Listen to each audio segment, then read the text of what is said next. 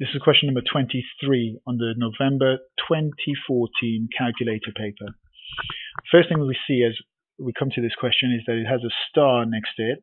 So there's marks for quality of written communication, and you need to be aware of that as you're working your way through.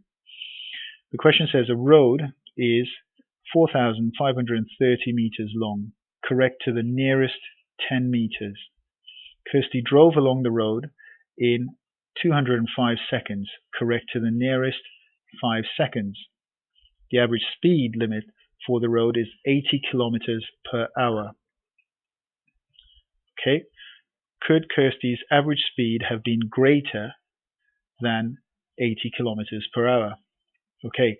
Given that each of the bits of information that you have been given to the nearest, in the case of the distance, 10 meters, in the case of the time, 5 seconds. Okay, this tells us that we're dealing with a question with upper bounds and lower bounds. And they ultimately want us to work out whether Kirsty's average speed could have been greater than 80 kilometers per hour, and they want us to show all the workings for this.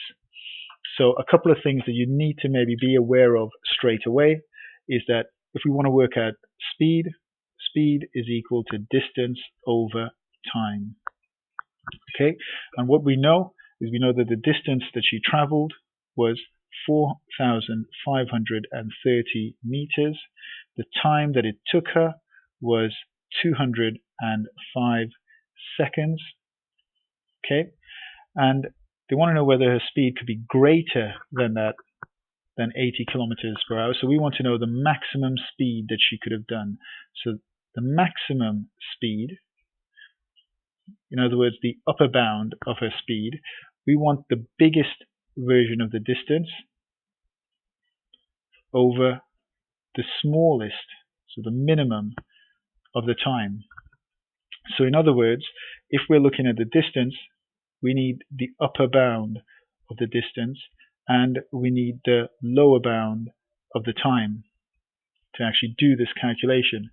Now, given that the distance was to the nearest 10 meters, the upper bound of the distance is going to be 4,530 plus half of what we've done it to the nearest of, plus 5. So the maximum distance is 4,535 meters. In terms of the distance, the time was measured to the nearest 5 seconds. So half of that is 2.5 seconds, and we want the minimum time. So 205 seconds. We're going to take away 2.5 from that, and that's going to give us 202.5 seconds. Okay, so you need to be able to identify the upper bounds and the lower bounds of both of those values. We have an upper bound of the distance of 4,535 meters, and for the time, we have its lower bound as 202.5 seconds. So the speed, which we're now going to work out, is going to be 4,535 divided by 202.5. If I get my calculator, that is 4,535 divided by 202.5. That gives us 22.395. 22.395. Now, being very mindful of the units that we're using, we were using meters for the distance, seconds for the time, so this is going to be meters per second. That's how fast she's going. However, they've asked us, is she going faster than, or could she have gone faster than 80 kilometers per hour? So I need to convert 80 kilometers per hour into meters per second. Okay, so 80 kilometers per hour. Remember, speed is equal to distance over time, so that means she'll travel 80 kilometers in 1 hour. 80 kilometers is 80 times 1,000 meters to convert it into meters, and I need to convert hours into seconds. 1 hour has 60 minutes, and each minute has 60 seconds. So that's how many seconds there are in 1 hour.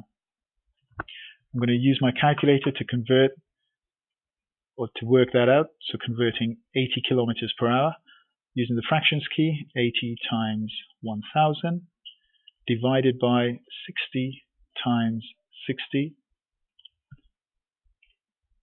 22.2 recurring.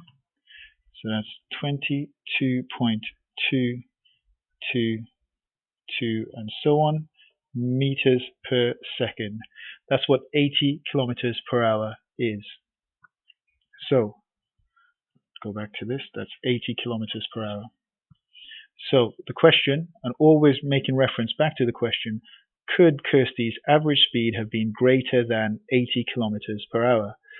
So if she did travel the maximum distance in the minimum time, her speed would have been 22.395 meters per second. 80 kilometers per hour is 22.2 meters per second.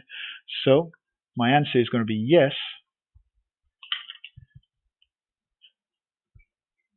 Kirsty's average speed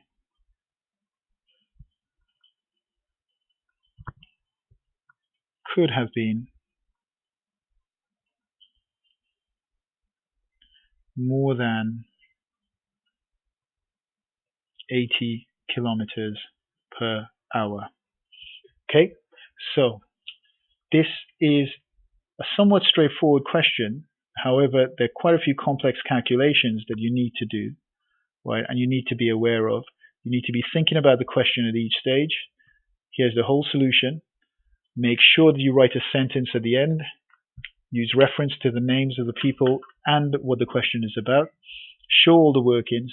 Think about what you have to do, and you should be able to get full marks in it.